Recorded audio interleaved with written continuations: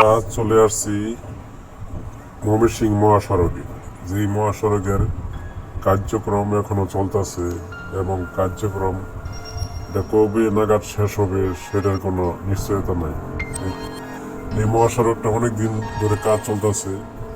এই দেখতেছেন এই যে উপরে যে সিঁড়ি করতেছে এবং ছোট ছোট ঘর নির্মাণ করতেছে, এগুলো হচ্ছে বিআরটি বাসের জন্য। সেই জন্য এগুলো রাস্তায় করতেছে, অনেক যানজট লেগে যেত, সেজন্য এটা করতেছে। আর অনেক বিশাল প্রজেক্ট এই ময়মনসিংহ মহাসড়কে, যে প্রজেক্টের কাজ দীর্ঘদিন যাবৎ চলতেছে, কিন্তু কাজের সীমানা এখনো পর্যন্ত শেষ হয় নাই। আর 6 লেনের রাস্তা মনে হয় এখানে হবে এবং ঝটলা লেগে থাকে সবসময়। এখন অনেকটা যানজট কম, উপর থেকে ফ্লাইওভার চালু করে দিয়েছে এবং নিচে এক লাইনে গাড়ি চলতেছে, লাইনে গাড়ি চলছে, সেজন্য যানজট একটু কম।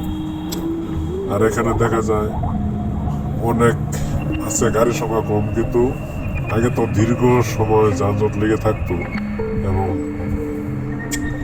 থাকতো এবং যানজট হতো। এখন আর সেটা দেখা যায় না। হাউস বিল্ডিং এর রাস্তা, যে হাউস বিল্ডিং রাস্তার অনেক চড়া হয়েছে এবং গাড়িগুলো অনেক দ্রুত গতিতে চলতেছে এবং উপরে ফ্লাইওভার আছে, সেজন্য যানজটটা এখানে দেখা যায় না।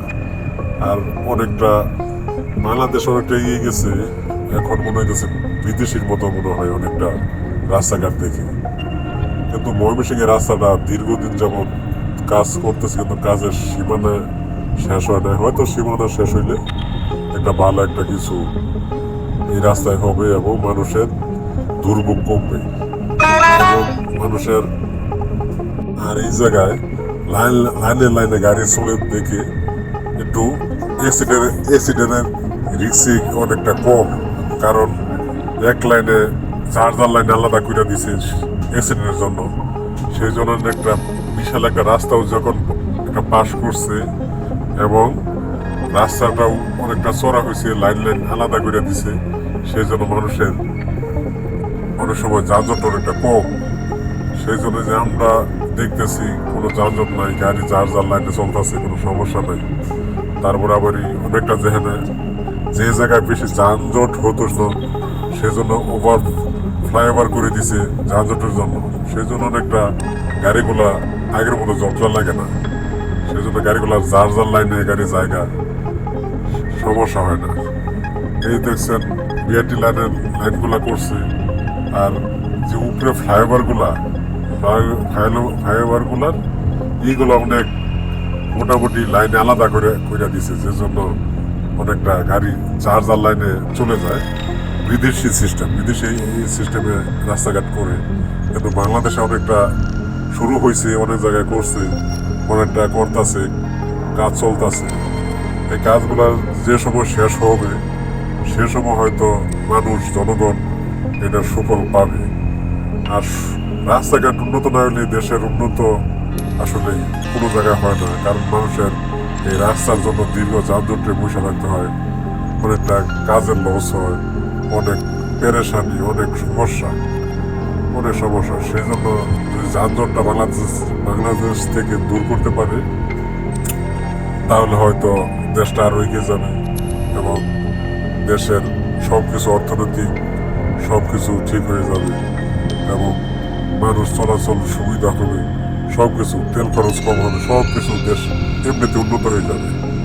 আর ময়মনসিংহ হইতেছে সবচেয়ে বৃহত্তম একটা জেলা, এখন বিভাগ হয়েছে। এই জায়গায় একটা ভালো রাস্তা না হইলে একটু সমস্যা, সেই জন্য সরকার চেষ্টা করতেছে এই ময়মনসিংহ রোডটা বিদেশি দিকের মতো রাস্তাটা করে দিতে, যাতে ময়মনসিংহ রুট আর ঢাকার জন্য যোগাযোগটা সহজ হয়, যাতে 2 ঘন্টার ভিতরে ময়মনসিংহ থেকে আপনার ঢাকা আসা যায়।